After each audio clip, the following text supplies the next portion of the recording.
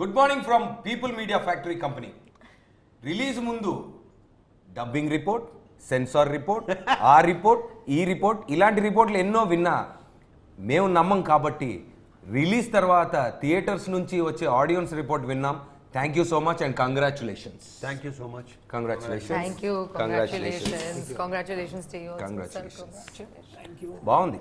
సన్నగా నాజుగ్గా అమాయకంగా కనిపించే ఈ కుర్రోడు మరి అంత భయంకరమైన యాక్షన్ని, ఎమోషన్ని ఎలా డీల్ చేశాడు, దానికి ఆడియన్స్ ఎంత బ్యూటిఫుల్గా రియాక్ట్ అవుతున్నారు అనే దానికి మరి అడిగి తెలుసుకుందాం. చెప్పండి, అసలు ఇంత సన్నగా నాజుగ్గా ఉన్న మీరు అంత భయంకరమైన యాక్షన్ ఎలా ప్లాన్ చేశారు అని మా ఆడియన్స్ అడుగుతున్నాను. నేను ఈరోజు ఆడియన్స్ తరపున కూర్చున్నా. ఆ నవ్వులో ఒక సక్సెస్ తాలూకా ఎంజాయ్మెంట్ Yes. అన్ని కనిపిస్తున్నాయి కదా క్లియర్గా. అసలు ఫస్ట్లో ఇంటర్వ్యూలో అయితే నేను రాను, వద్దు, ఉండను అనేవాడు. మెల్లగా అప్పుడు అలవాటు చేసుకున్నాడు. అలవాటు చేసి అతను చేసుకోవాలా, మేము చేసాం. ఎస్, మీరు ఎప్పుడు ప్రాసెస్ అంటూ ఉంటారు కదండి సార్. సో ఏంటి సార్ అంటే ప్రాసెస్ ఎంజాయ్ చేయడం అంటే? ఇప్పుడు ప్రాసెస్ ఎంజాయ్ చేయటం అంటే డైరెక్టర్కి లైక్ ఒక క్లారిటీ ఉండి పక్కన కో యాక్టర్స్ ఉంటారు కదా, వాళ్ళు ప్రాపర్ రియాక్షన్స్ ఇస్తూ సీన్లో మనం ఎంజాయ్ చేస్తున్నప్పుడు ఏంటంటే నేను చెప్పిన దానికి కావ్య రియాక్ట్ అవ్వడం, నేను చెప్పిన దానికి నవదీప్ రియాక్ట్ అవ్వడం, ఒకళ్ళు చెప్పిన because reaction is very important. నీ రియాక్షన్ బట్టి రియాక్షన్ బట్టే సినిమా, యాక్షన్ కాదు రియాక్షన్. Super sir. సో నేనేంటంటే అండ్ నీ క్లారిటీ డెఫినెట్ నేను చెప్పాను ఆల్రెడీ, ఎందుకంటే నువ్వు ఏదైతే నాకు చెప్పావో దానికన్నా బెటర్గానే ఉంది కానీ తక్కువ లేదు. ఓకే, కొన్ని మాత్రం నేను ఎక్స్పెక్ట్ చేయలేదు, ఇంతకుముందు కూడా చెప్పాను అది నేను. లైక్ ఇంకా చాలా especially the climax, pre climax నుంచి స్టార్ట్ అయ్యేది ఆ కాళికాదేవి ఎపిసోడ్, ఫారెన్ లాస్ ఇంగ్లీష్ సాంగ్ ఆ ఎపిసోడ్, తర్వాత వచ్చి ఇంటర్వల్ బ్లాకు, అంటే ఒక యాటిట్యూడ్, ఒక క్యారెక్టరైజేషన్, ఒక గెటప్, ఒక మేక్ ఓవర్ అన్నీ.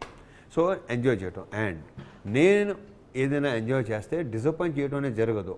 ఒకవేళ ఆ సినిమా కొంచెం కమర్షియల్గా ఫ్లాప్ అయినా సినిమాకి మంచి పేరు వచ్చిన సినిమాలే. అలా కొన్ని ఉన్నాయి, ఆటోగ్రాఫ్ కానీ, శంభో కానీ, నేనింతే కానీ, they like critically acclaimed good films అనమాట. So no regrets. ఫిల్మ్లో చాలా థియేట్రికల్ మూమెంట్స్ ఉన్నాయి. సో మీకు నచ్చిన థియేట్రికల్ మూమెంట్ ఏంటి sir? Same theatrical moment for you first and for you. Start with me or let start from how? Kavya, you start. You can start. I'm happy. I talk, he talk, you take and talk. I'm like, it's done. No, everything that it's an entire journey that I was a fan of, definitely, because everything was so beautifully executed and elevated, even with the BGM and everything. I did not expect like what I saw. I had goosebumps throughout. And I loved love story. Yeah. The love story thing. Yeah. I think it was a very unique love Very story, unique, yeah. something which hasn't been projected like this before, and the way it is written, like how you can you don't really need to see somebody, hear somebody to fall in love with them. You know, that's just a very beautiful and different take on love, and how love can be so pure and at a distance also. Like even that is one form of love, but that's something that has never been done before, and the way we executed it, I think I was like, that was definitely one of my favorites, also because I am in there. నాకు తంది ఒక dialogue బాగా నచ్చిన ఇష్టం dialogue ఏం చెప్పను నాకు. ఏంటి అసలు నువ్వు నన్ను కలవా? కల్లో కూడా ఫేస్ లేకుండా వస్తున్నావు తెలుసా? నాకు అది దగ్గర నచ్చేసింది అది. we have seen one side love stories. This is one scope love story.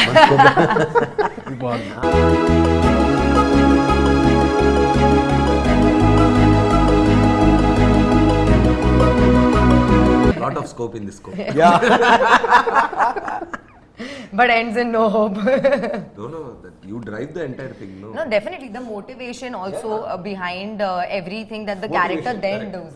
Yeah, then because that is that impact that character and that love held for this person to completely alter his life is something very deep. దేవుడు కనిపించడు, నువ్వు చాటు నుండి చేస్తున్నా దేవుడు చేస్తున్న పనే చేస్తున్నావు. మనిషి ఎలా ఉంటాడో తెలియకుండా ప్రేమించింది, నాలో ఒక రక్షించేవాడిని చూసింది. So I think this perspective has never been like again acted on, and I think that's why it's very unique. Apart from this, having said this, like I also love the journalist's whole storyline, the way she's so inquisitive, she goes in different places and tries to find out, and her intrigueness, it just engages you throughout. And of course, the action and the Mass Maharaja. Every time he was on screen, it was like an experience for me. And to be able to share that experience with him on screen, it was like unreal. So yeah, I can keep going on about my experience. It's like keep quiet. No, your Navdeep, character- on serious note, Navdeep is a very, very good actor. Very good. And very, Very good. Good looking, good actor. Atanlo, he has everything, according to me. And he also had a lot of fun offset also. We saw that yesterday at, not yesterday, sorry. We saw that at the pre-release. One of my favorite actor, Navdeep.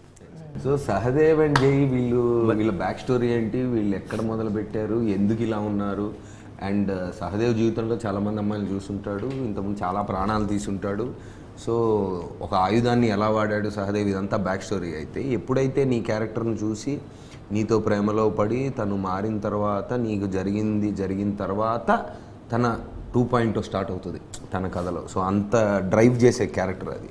So అది ఎలా ఉంటే నా theatrical నాకైతే అంటే నేనున్నాటిలో first నేనున్నాటిలో చెప్తా, తర్వాత నేను లేనాటిలో చెప్తా. నేనున్నాటిలో అయితే ఆ సైరన్ మోగిన దగ్గర సౌండ్ వేసాం, గేట్లు వేసాం, సౌండ్ వేసాం, విన్నారా? చావు పిలుస్తుంటే కళ్ళు చెవులు పనిచెయ్యవు. సో అంటే నేను ఫస్ట్ మొన్న ఎప్పుడు అంటే మీతో కాంబినేషన్ అనగానే కామెడీ అయితే ఆబ్వియస్లీ టైమింగ్ బాగుంటుంది అనుకున్నా, కానీ ఎక్కడో మధ్యలో జై ఇది బాగుంది, గుర్తుపెట్టుకొని జోక్ అడిగినప్పుడు చెప్పు. జై ఇది బాగుంది నోట్ చేసుకో, తర్వాత మాట్లాడు. ఆ స్లైట్ టింజ్ కూడా ఉంటుంది, ఎక్కడ మిస్ అది అక్కడక్కడ మిస్ అవ్వకుండా వచ్చింది, అది బాగుంటుంది. అండ్ హైలైట్ అయితే నేను చూసిన థియేటర్ ఎక్స్పీరియన్స్లో అయితే కాళికాదేవి ఒక దేవత టైప్లో ఉండి దాని ముందు అంతా జరుగుతుంది, అంతా మామూలుగా జరుగుతుంది, కానీ ఆ moment వచ్చినప్పుడైతే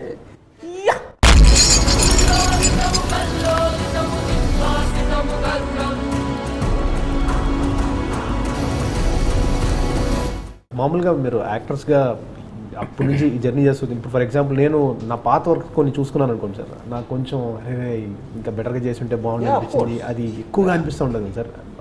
at the same time కొన్ని ఎలా ఉంటాయంటే అరే ఆ టైం ఇంత రెబెలియస్గా ఇట్లా డిసిషన్ తీసుకున్నాం ఇట్లా షార్ట్ పెట్టడానికి అని కూడా అనిపిస్తూ ఉంటాయి సార్. మీకు అలా అనిపిస్తూ ఉంటాయా? డెఫినెట్గా నేను బేసిక్గా నేను ఎప్పుడు సెల్ఫ్ క్రిటిసిజం బాగా ఎక్కువ. అనిపించకపోతే అనిపించాలి. నేను మరీ టూ మచ్ అయితే నేను చెయ్యి కానీ నిజంగా అది నాకు చాలాసార్లు అనిపించింది. కొన్ని వాటికి ఏంటంటే సరే అది వదిలే కానీ నాకేంటంటే మళ్ళీ చెప్తున్నా, ఇక్కడ ఈ సినిమాలో నాకు ఇంకొంచెం బెటర్గా చేసుకుంటే బాగుండేది అనే ఫీలింగ్ రాలా. సూపర్, నాకు రాలేదు సీరియస్లీ. ఎందుకంటే నాకే ఎవడ్రైడు అనిపించింది కాబట్టి ఇంతకుముందు చెప్పినట్టు మళ్ళీ అదే చెప్తున్నా. సో ఇన్ని క్యారెక్టర్స్ ఇన్ని సంవత్సరాల తర్వాత కొత్తగా మళ్ళీ కనిపించడం అనేది అసలు ఒక రేర్ ఫీట్. అది నిజంగా క్రిటిసిజం టూ మచ్. నేను సెల్ఫ్ క్రిటిసిజం అనేది ప్రొఫెషనల్లీ కాదు, పర్సనలీ కూడా.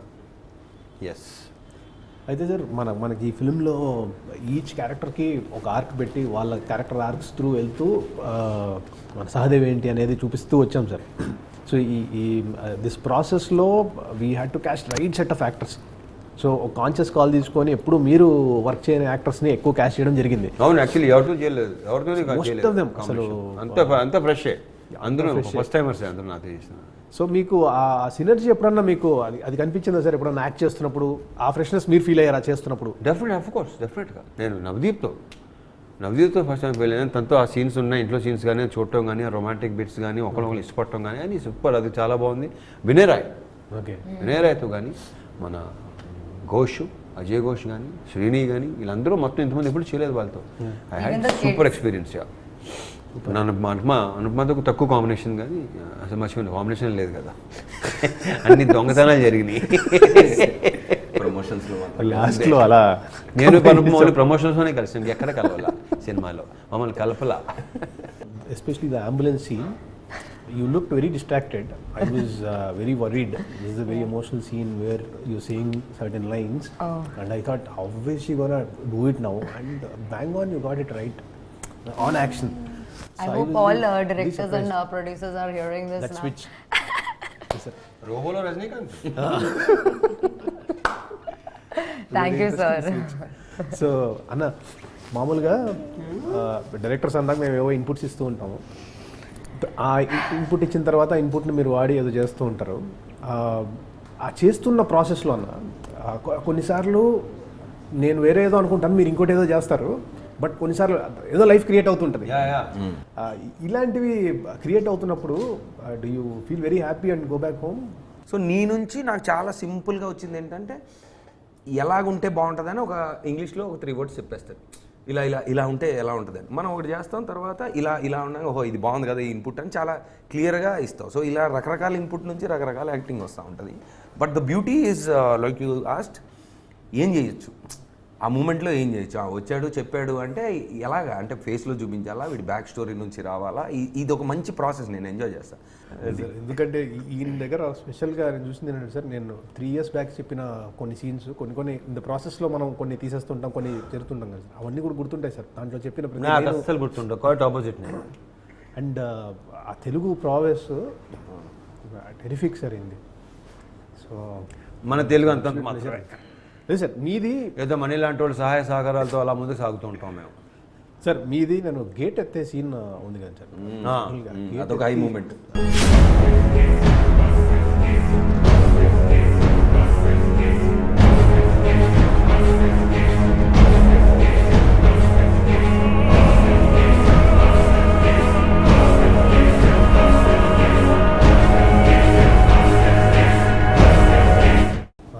ఒక టిపికల్ క్వాలిటీ చూశాను సార్. మీరు కూడా complete switch on switch off type actor. But switch on అయిన తర్వాత ఏదో పూనకం వచ్చినట్టుగా ఏదో జరుగుతుంటుంది సార్. అంటే అంత ఇంటెన్స్గా అది నేను మీకు అలాగే అదే సార్. అంటే అంటే యాక్షన్ అనగానే అది మీరు ప్రిపేర్ చేసుకున్నారు సార్, మైండ్ అలా అది న్యాచురల్గా జరిగిపోతుంది. నేను కెమెరా ముందు వచ్చే వరకు ఏం చేస్తాను నాకు కూడా తెలియదు. నాకు హోంవర్క్స్ ఉండవు, ఓన్లీ క్లాస్ వర్క్స్. ఓకే. చెప్పాలంటే వర్క్ చేసిన ఇద్దరు డిఓపీస్ కూడా Kamil and Karam both have contributed so much to the film, that story టెల్లింగ్కి. So it is only enhancing the skill which I might have missed. ఇప్పుడు ఆ బొడ్డోడు ఇంకా బొడ్డోడు ఉన్నాడు కదా, పృథ్వీ కదా, ధ్రువన్ సార్, ధ్రువన్ అది ఒకటి నాకు బాగా విపరీతంగా నచ్చిన ఇది. అప్పుడు మొదలైంది మచ్చా PUBG, pro squad, full reverse attack, దడ దడ అని కొడుతున్నారు మచ్చా. పిల్లోడ్ సైడ్ చేయించడం అనేది నాకు విపరీతంగా నచ్చింది. Super sir. అది యాక్చువల్లీ ఫస్ట్ డ్రాఫ్ట్లో చాలా పెద్ద సీక్వెన్స్ సార్. అది చాలా ప్రాపర్గా మిలిటరీ ఎలా వస్తుంది, ఎలా చేస్తారు, వాళ్ళ ఆపరేషన్స్ ఎలా ఉంటుంది, అవన్నీ కొంచెం రీసెర్చ్ చేసి అలా చేద్దాం అని అనుకున్నాను సార్. తర్వాత అనిపించింది ఏంటంటే బొడ్డోడుగా తెలియదుగా, వాళ్ళు తెలియదు కదా, అదే ఇలా చేపించడం కరెక్ట్గా ఉంది. పబ్జీ కానీ ఇంకోటి కానీ స్మూత్గా సింపుల్గా చెప్పిద్దాం, వాడి పాయింట్ ఆఫ్ వ్యూ నుంచి ఎట్లుంటుంది. ఎందుకంటే పిల్లలకి ఆ ఇమోషన్ ఆయన కాదు కదా, మామూలుగా చెప్పేస్తారు ఏం జరిగింది తెలుసా, ఇలా జరిగిందక్క ఇలా జరిగిందక్క అని మామూలుగా చెప్పేస్తారు వాళ్ళు. అదే సార్, లేకపోతే డాక్యుమెంటరీ ఫీల్ వచ్చేసి. Exactly, correct. సో పైగా ఇంతమంది చేత ఇన్నిసార్లు ఇన్ని రకాలుగా కట్టుగా చెప్పిస్తుంటే నువ్వు ఎప్పుడు చెప్తావు నాకు అని ఆడియన్స్ ఫీల్ అవ్వకూడదు, మళ్ళీ తొందరగా చెప్పు అని ఫీల్ అవ్వకుండా ఇంట్రెస్టింగ్గా ఒకళ్ళ అంటే ఒక్కొక్క డిఫరెంట్ ఎమోషన్స్లో డిఫరెంట్ ఏజ్ గ్రూప్స్ డిఫరెంట్ క్యారెక్టర్స్తో బాగా చెప్పించారు. అది బాగుంది. ఎస్పెషల్లీ మీరు చాలా వాయిస్ ఓవర్లు చెప్పారు, ఎక్కువ మాడినా ఈ సినిమాలో ఎక్కువ అందరికన్నా ఎక్కువ మాట నువ్వే కదా. అది మీరే సినిమాతో నీ వాయిస్ ఎంత తెలుసా నీకు? లాస్ట్లో అయిపోయిన తర్వాత ఇప్పుడు మనం ముందుకెళ్దాము అంటే తర్వాతకి వెళ్దాం అన్నాక కూడా మళ్ళీ మనోడు కొంచెం నట్లు బొడ్లు బిగించి మళ్ళీ డబ్బింగ్లో మళ్ళీ అంటే సడన్గా దాన్ని ఇటు పెట్టి చాలా బాగా చేశారు. యాక్చువల్లీ లాస్ట్లో కొన్ని ఏది వదలకుండా టైం దొరికేసింది కమాన్ ఇంకా బిగిద్దామని బిగించారు, వర్కౌట్ అయినాయి. ఈ సినిమా రైటింగ్ చాలా టిపికల్ రైటింగ్, ఎందుకంటే చాలా వరకు క్యారెక్టర్స్ని హాఫ్ వే ఓపెన్ చేసాం. Especially main which I didn't expect actually. అదే సార్, అంటే ఎస్పెషలీ మీ క్యారెక్టర్ని ఈయన క్యారెక్టర్ని హాఫ్ వే ఓపెన్ చేసాం. మిగతా క్యారెక్టర్స్ అన్నిటికీ ఏదో చిన్న ఒక స్టార్ట్ ఎండ్ ఆర్క్ ఇచ్చాము. మీ ఇద్దరు క్యారెక్టర్స్ని హాఫ్ వే ఓపెన్ చేసి we took through the art. So దానికి బిగినింగ్ ఏంటనేది ఇంకా క్వశ్చన్ మార్క్ పెట్టాం, అది తర్వాత ఎక్స్ప్లోర్ చేద్దాం అనే పర్ఫెక్ట్. సో రిస్కీ కాలే. ఆ రైటింగ్ ప్రాసెస్లో నాకు మణి గారు డైలాగ్స్ మామూలుగా వచ్చి చెప్తున్నప్పుడు కొన్నిసార్లు నేను అది ఈ తెలుగు ఏంటి కొంచెం హెవీగా ఉంది అని అనిపించేది. ఎగ్జాక్ట్, కొంచెం ఆ ఫీలింగ్ నాకు కూడా ఉండేది. కానీ దానికి అర్థం చెప్పిన తర్వాత ఇది కరెక్ట్, ఇది వాడాలి, ఇది కరెక్ట్. స్లోగా I got use to it. About dialogues you understand? And the easy. They are very poetic also in a way, like I feel. But they make so much sense that you cannot like. I think that's what you're. Exactly. Meek in the process lo you started getting liking it and loving it. What is the actually okay ప్రాసెస్లో దాన్ని enjoy చేస్తూ వెళ్ళారు. చేసిన అవును. అందుకనే ఒకటి ఒకసారి చెప్పింది దానికి అర్థం ఏంటి ప్రతిదీ అడిగి నేను దాన్ని చెప్తుంటే చాలా బాగుండేది. అండ్ కొన్ని ఏం చెప్పినా కొన్ని మాట్లాడుతుంటే అయితే తన పదాలు కొన్ని ఎలా ఉంటాయంటే అర్థం అడగాల్సిన అవసరం కూడా లేదు అనిపించేటట్టు ఉన్నాయి దీంట్లో. చదువుకో సంపాదనకో పోయినోళ్ళకి బిడ్డ ఎలా ఉన్నావని కాల్ పోవాలి కానీ మీ బిడ్డ కాలిపుల్లో చనిపోయిందని కాల్ రాకూడదు. బంధువు కంటే బాధ్యత తూట అంటే ధైర్యం రావాలి. అలా జరగాలంటే ఆయుధం బాధ్యత లేని వాడికి అందకూడదు. పీరియడ్. ఐ థింక్ సింపుల్గా ఫైనల్గా ఏంటంటే మీ అందరికీ థ్యాంక్స్ చెప్పాలి సార్. సార్ మేజర్లీ మీకు నేను నీ క్యారెక్టర్ నువ్వు అలాంటి క్యారెక్టరేషన్ డిజైన్ చేసి నేను కూడా నీకు థ్యాంక్స్ చెప్పుకోవాలి. లేదు సార్, అంటే ఆపర్చునిటీ అండ్ ఇలాంటి యాక్టర్స్ అందరినీ నెక్స్ట్ మీ డైరెక్టర్స్ అందరూ మాత్రం ఇప్పుడు ఇతను బాగా కొత్తగా చూపించాడు, ఇప్పుడు ఏం చెయ్యాలి అని ఒక థాట్ ప్రాసెస్ లో పడతారు. మంచి థాట్ ప్రాసెస్. అసలు నువ్వు అసలు నువ్వు వరకు నీ సక్సెస్ అది ఎంజాయ్ చేయి. అసలు నువ్వు ఎవరికి థ్యాంక్స్ చెప్పుకోవాల్సిన అవసరం లేదు. ఓకే.